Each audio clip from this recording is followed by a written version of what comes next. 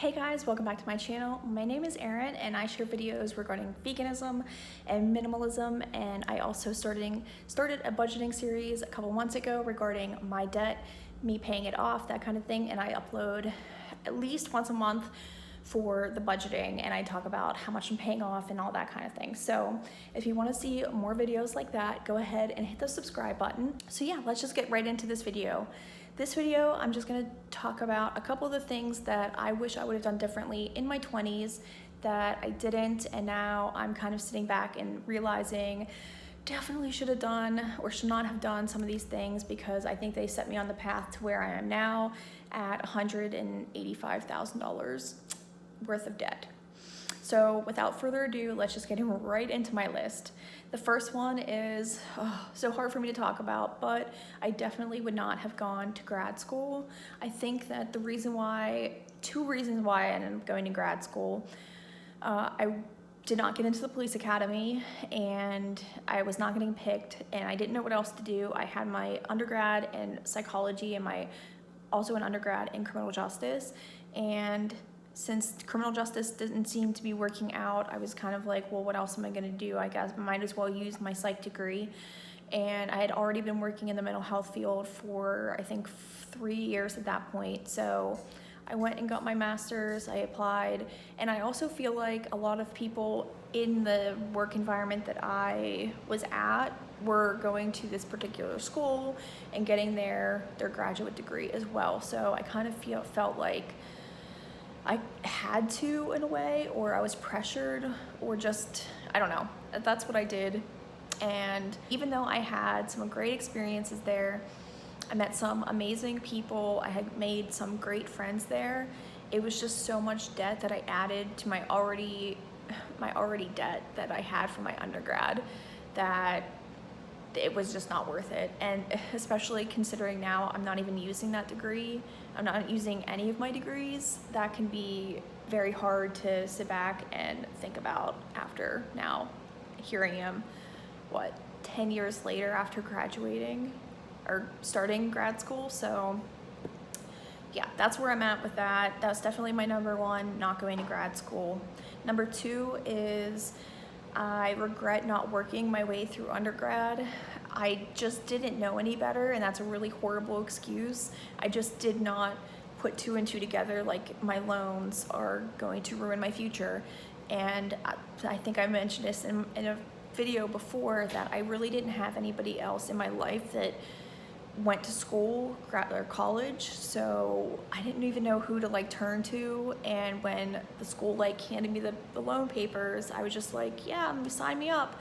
And I really regret not putting every paycheck that I was making to my student loans. I regret that a lot. The third thing that I am embarrassed to talk about for sure is not saving enough money, or not saving any money. I was literally living paycheck to paycheck up until I changed careers. And even when I changed careers, I don't know why, I just didn't save, and there's really no excuse for it. And now here I am at 36 and we're kicking myself because I didn't save. I was just spending every cent that I would make pretty much paycheck to paycheck, like I said. And I don't even feel like I was really living an extravagant life. Even up until a couple years ago, I was still living paycheck to paycheck. But I definitely regret not saving any money. So it's hard to talk about. The fourth thing that I regret is not having multiple jobs. And I feel like this is the same. I've been in the same situation from the time I got my first job up until now still, because I've always worked jobs that have never really been a 9 to 5 or an 8 to 4. It's always been swing shifts or jobs that I really can't predict the next day. The job that I'm at now, I'm struggling with trying to figure out how to make money on top of my current career, because I don't know what I'm doing the next day until 6:15 p.m. the night before. So it's really hard to make any kind of judgments. And then also, even if it says I'm gonna be working in the morning. It doesn't matter, because sometimes I could be at work until midnight. It happens often. So it's really hard to have a second job, and I'm trying to figure that out, and I've always been trying to figure that out. And I just think that I gave up because I didn't know what else to do. So I just stopped bothering to think about how I can make extra money.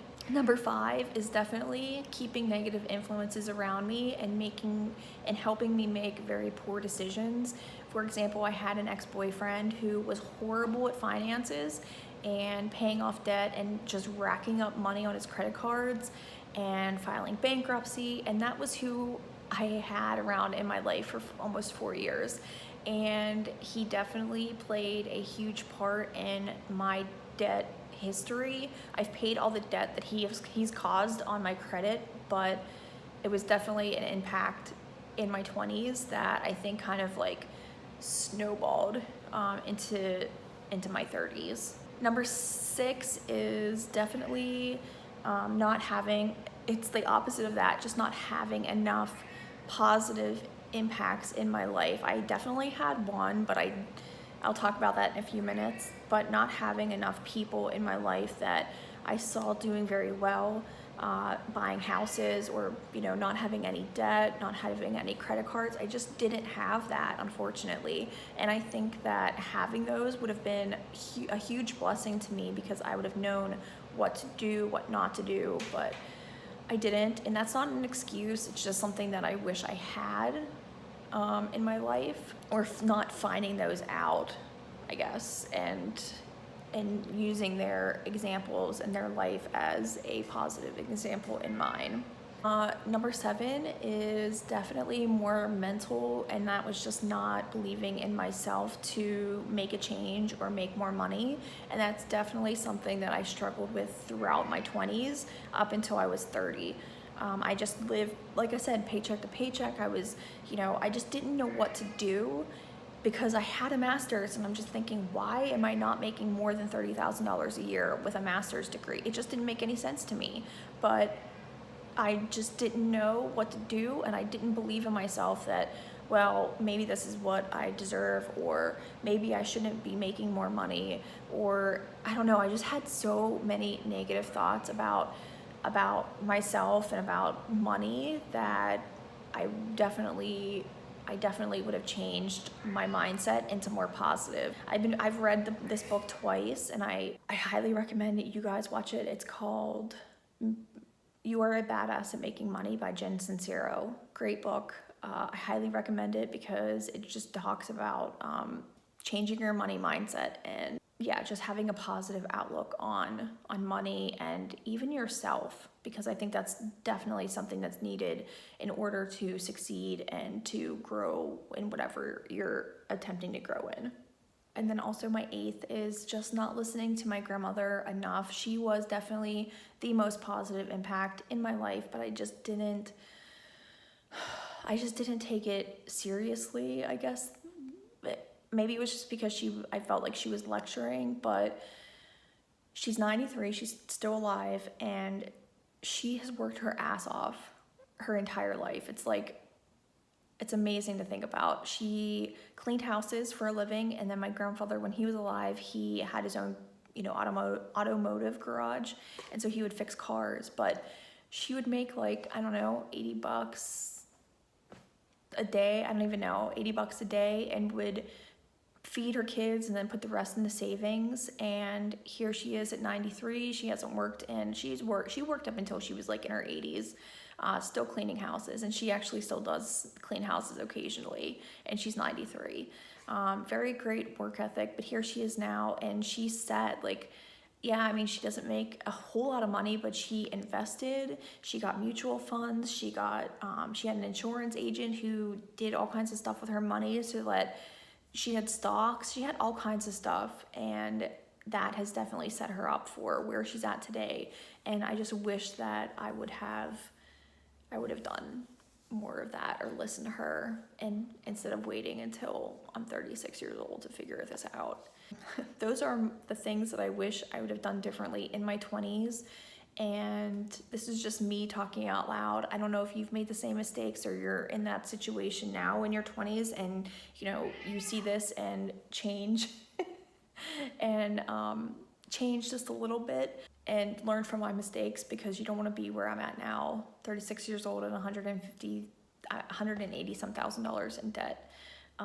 Thanks so much for watching, guys. I hope that you enjoyed this. If you want to see, again, more videos on minimalism and veganism and food hauls and my finances, go ahead and hit the subscribe button, and I will catch you in my next video. Bye.